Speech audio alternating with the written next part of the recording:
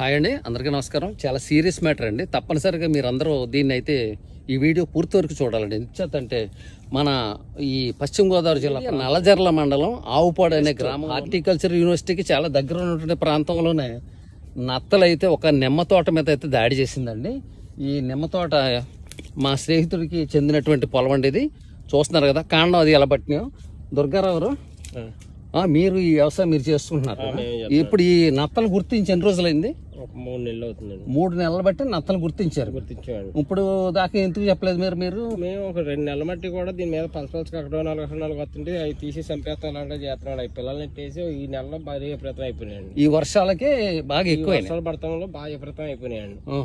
First నుంచి చూస్తున్నామని తీసుకెళ్లి తోటి రైతు సోదరులందరూ కూడా దీన్ని నిర్లక్ష్యం చేయకుండా ఒక సీరియస్ మ్యాటర్గా తీసుకుని అయితే దీని మీద ఎటువంటి యాక్షన్ తీసుకుంటే బాగుంటుంది. అవసరమైతే పై అధికారులకు తెలియజేసి మీ పొలాల్లో కూడా ఎక్కడన్నా ఉన్నాయేమో అని మీరు దీని మీద అయితే చూసి పరిశీలించి మీరు నిర్ణయం తీసుకోండి. అవసరమైతే అందరం కలిసి ఎక్కడికన్నా హార్టికల్చర్ డిపార్ట్మెంట్ వాళ్ళకి కానీ లేకపోతే కలెక్టర్కి మెమోరాండం ఇవ్వడం కానీ ఉన్నతాధికారుల దృష్టికి తీసుకెళ్ళి ఇదేంటే రైతు స్థాయిలో చేయగల సమస్య కాదండి. ఇది తీవ్రమైపోయిందంటే కనుక ఈ మధ్యనే మనం బీబీసీ న్యూస్లో చూసాం. పార్వతీపురం మన్యం జిల్లాలో కూడా ఈ నత్తలు ఆఫ్రికా నత్తలు దాడి చేస్తున్నాయి.